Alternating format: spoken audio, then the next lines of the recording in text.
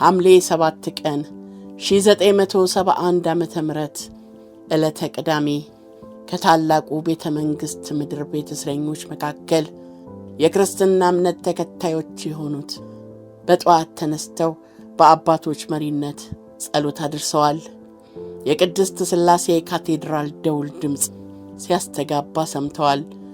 ፈጣሪያቸውን አውቀው በድፍረት ሳያውቁ በስህተት የፈጸሙትን በደል ይቅር እንዲላቸው ተማጽነዋል። ከጸሎት በኋላ እስረኞቹ ጧት ፀሐይ ለመሞቅና አየር ለመቀበል የተፈቀደላቸውን የ45 ደቂቃ ጊዜ አጠናቀው ወደ የክፍሎቻቸው ተመልሰው ተቆልፎባቸዋል። ከቀኑ 6 ሰዓት ላይ ከእስረኛ ክፍል ቁጥር 2 የሚፈለጉት ሰዎች ስም ዝርዝር መጠራት ጀመረ። የተጠሩት እስረኞች ራቅ ወዳለ ቦታ ስለምትሄዱ ብርድ ልብስና ሶፍት ያዙ ተብሎ ተነገራቸው።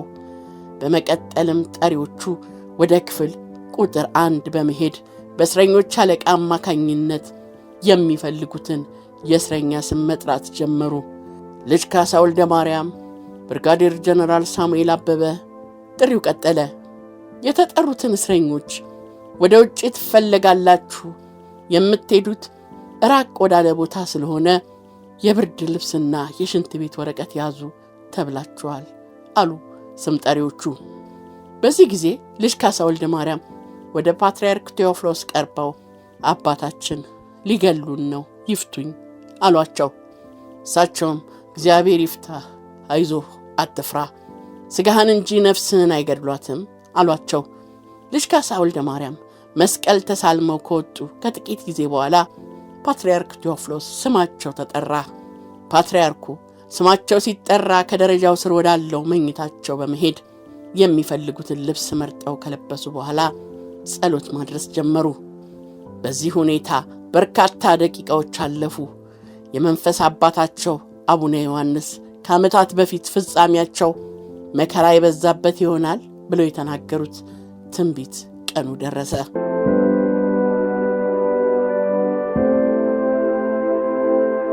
ከቁጥር 1 ከቁጥር 2 የተጠሩት እስረኞች አውቶማቲክ መሳሪያ ታጥቀው በተጠንቀቅ በቆሙ ወታደሮች እየተጠበቁ ቁጥር 1 በር ላይ ቆመዋል። የመቶ አለቃ ሚካኤል አመዴ ደጋግመው ፓትርያርክ ቴዎፍሎስን ይጣራሉ። አባታችን እየተጠበቁ እኮ ነው አሏቸው። ፓትርያርኩ ጸሎታቸውን ካደረሱ በኋላ በእጃቸው የእንጨት መስቀል ጨብጠው 3 ዓመት ከ3 ወር ከ7 ቀን የቆዩበትን የደረጃ ስር ማረፊያቸውን ለቀው በራሳቸው ላይ የመነኩሴ ቆብ አጥልቀው ከሐር የተሠራ ጥቁር የመነኩሴ ልብስ ለብሰው ከላይ ካባ ደርበው የቆዳ ነጠላ ጫማ ተጫምተው በግርማ ሞገስ ቀና ብለው ወደፊት እያዩ ከማረፊያቸው ወጡ። የሚያስቸኩል ምክንያትም አልነበራቸውም። በዚህ ጊዜ ፓትርያርኩ በፊታቸው ላይ የሚነበብ አንዳች የፍርሃትና የጭንቀት ምልክት አልነበረም። ይልቁንም የሚታይባቸው የመረጋጋት ስሜት ነበር። በክፍል ውስጥ የነበሩት ቀሪ ታሳሪዎች ፊታቸውን ቅጭም አድርገው አይኖቻቸውን ተክለው ይመለከቷቸው ነበር። የእሳቸው አይን ግን በማንም ላይ አላተኮረም።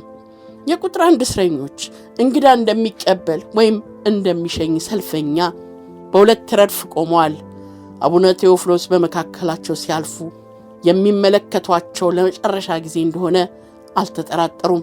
እሳቸውም የነገ ጠዋቱን የ45 ደቂቃ ፀሐይ አብረዋቸው እንደማይሞቁ ተረድተዋል።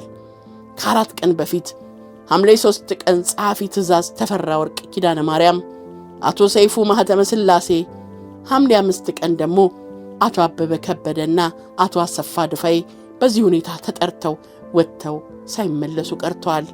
ዛሬ ደግሞ ሐምሌ 7 ነው።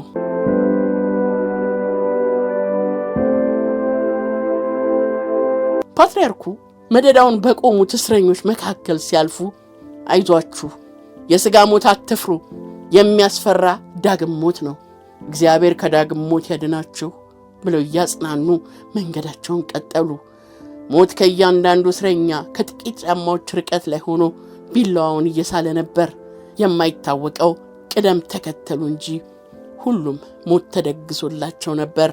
ፓትርያርኩ ቀደም ካሉት እስረኞች ጋር ከተቀላቀሉ በኋላ ከሚጠብቃቸው መኪና ላይ እንደተሳፈሩ አይኖቻቸውን በጥቁር ጨርቅ ሸፈኗቸው። መኪናው የታላቁን ቤተ መንግሥት ግቢ ለቆ ወደ 4 ኪሎ አመራ። አውቶማቲክ መሳሪያ የታጠቁ ወታደሮች በቅርብ ርቀት ላይ እስረኞቹን ይከተላሉ። በእስረኞቹ መኪና ውስጥ ጸጥታ ሰፍኗል። እንዳያዩ አይኖቻቸው ተሸፍነዋል። ጆሮአቸው ግን በመንገድ ላይ የሚተላለፍ የመኪና ድምጾችን ይሰሙ ነበር። መኪናዋ ፓርላማውን ከቀኝ፣ የነጻነት ሐውልትን በግራ፣ የዳግማዊ ምኒልክ ትምህርት ቤትን በቀኝ፣ መንበረ ፓትርያርኩ ቀድሰው ያቆረቡበት፣ ቆመው ያስተማሩበት፣ የፕትርክና ማዕረግን ያገኙበትን በግራ አድርጋ አንበሳ ግቢን በቀኝ፣ አዲስ አበባ ዩኒቨርሲቲን በግራ እያለች እንጦጦ ተራራን ሽቅብ ወጥታ ልዑል ራስ አስራተ ካሳ ግቢ ደርሳለች። ፓትርያርኩ የሚገኙበት መኪና ልዑል ራስ አስራተ ካሳ ግቢ ዋናው በር ላይ ተጠግቶ ቆመ። በሩን ከፈተ። በር ላይ ቆሞ የነበረው ተረኛ ወታደር ጠጋ ብሎ የሥራ ባልደረቦቹ እንደሆኑ ካረጋገጠ በኋላ በሩን ከፈተ። መኪናዋም ሰተት ብላ ገብታ ቆመች። እስረኞቹም ከመኪኖቻቸው ከወረዱ በኋላ አይናቸው ላይ የተጋረደባቸው ጨርቅ ተፈታላቸው። ግቢው ግርማ ሞገስ የተላበሰ የተንጣለለ በአትክልት የተሽቆጠቆጠ ነበር። ፍጹም ሰላም የሰፈነበት ግቢ። እስረኞቹም ይህን ግቢ ከዚህ በፊት ግብዣ ተጠርተው በልተው ጠጥተው ተደስተው ወጥተውበት ነበር። ዛሬ ግን ሌላ ግብዣ ተዘጋጅቶ ተጠርተዋል። የግቢው ባለቤት ህዳር 14 ቀን 1967 በግፍ ከርቸሌ ግቢ ውስጥ ከኃይለ ሥላሴ ባለሥልጣናት ጋር ከተረሸኑት አንዱ ናቸው።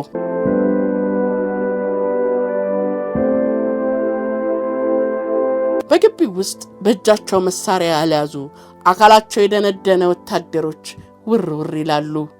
ልዩ ኃይል ወይም ስፔሻል ፎርስ ወይም ደግሞ የተወርዋሪ ኃይል ጦር አንዱ ክንፍ የሚኖረው እዚህ ግቢ ውስጥ መሆኑን እስረኞቹ አያውቁም። ይህ ግቢ መንግሥት ከወረሰው በኋላ የኩባ ሰራዊት ይኖርበት ነበር። የኩባ ሰራዊት ወደ ሐረርጌ ከሄደ በኋላ ልዩ ኃይሉ እንዲኖርበት ተደርጓል። የሰፈሩት የጦር አባላት አሰልጣኝ ኮሎኔል ዘሪሁን አጋፋሪ ሲሆኑ ወታደሮቹን እንዲያሰለጥን የመደበው ደግሞ የሕዝብ ደህንነት ሚኒስትሩ ኮሎኔል ተስፋዬ ወልደ ሥላሴ ነበሩ። ከቤተ መንግሥት የወጡ እስረኞች አይኖቻቸውን አፍጥጠው ቀድሞ በቦታው ከነበሩ ሰዎች ጋር ተቀላቀሉ።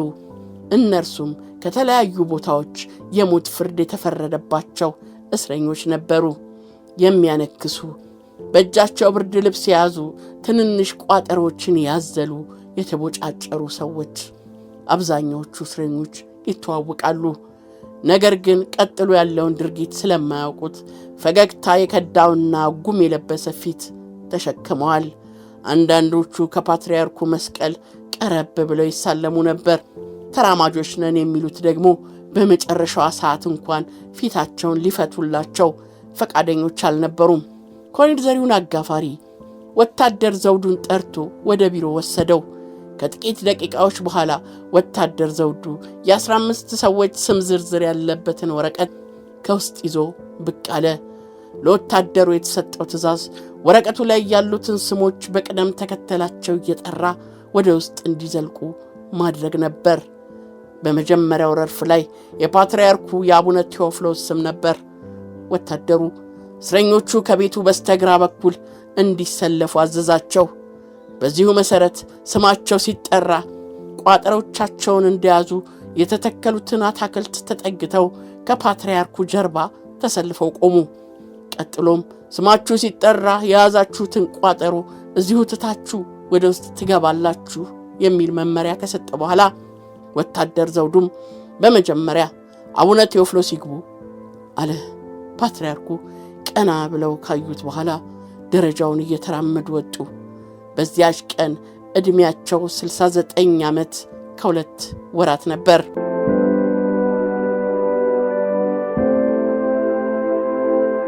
ፓትርያርኩ ቴዎፍሎስ ከውጭ ወደ ቤቱ የሚያስገባውን ደረጃ ወጥተው ሳሎኑን አቋርጠው ወደ ኮሪዶሩ የሚወስደው በር ላይ እንደደረሱ ኮሎኔል ዘሪሁን ወደዚህ አላቸው።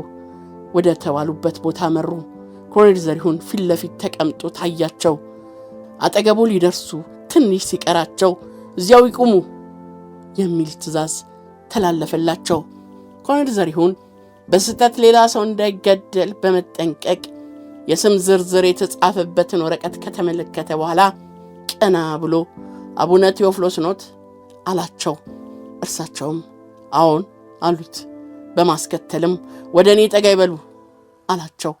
ፓትርያርክ ቴዎፍሎስም በመራመድ ላይ እንዳሉ ከጨለማው ቦታ ውስጥ ቆሞ የነበረው ወታደር ወፍ ለመያዝ አድብታ እንደምትጠብቅ ድመት ከተደበቀበት ድንገት ተወርውሮ በሁለት እጆቹ ላይ ጠምጥሞ አጥብቆ የያዘውን ገመድ ባንገታቸው አስገባ።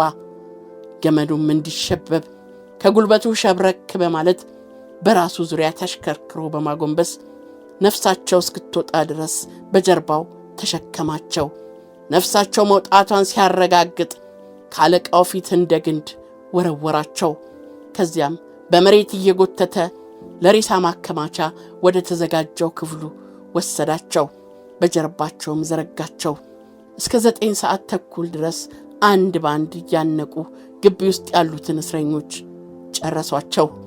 ኮሎኔል ለገሰ በላይነህ ግድያው ስለመፈጸሙ ሪፖርት ከደረሳቸው በኋላ መጥተው ከባህር እንደወጣ መደዳውን የተነጠፈውን የሟቾቹን አስክሬን በመመልከት ወሬ ወደ ውጭ እንዳይወጣ ትዕዛዝ ሰጥተው እዛው እንዲቀበሩ አደረጉ።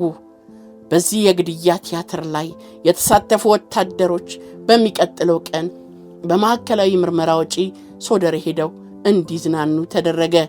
ዘግናኙን ድርጊት ረስተው ለተመሳሳይ ዘግናኝ ግድያ እንዲዘጋጁ ለማድረግ ከዚያ ሲመለሱ ገመድና ጓንት ይታደላቸዋል። ወደ ቀደመ ስራቸው በሌላ ተልእኮ ይሰማራሉ። የሰው ልጅ አንገትን እንደ ዶሮ እየሸበቡ ያሳርፋሉ። ለነሱ ሕይወት ማለት ይሄው ነው።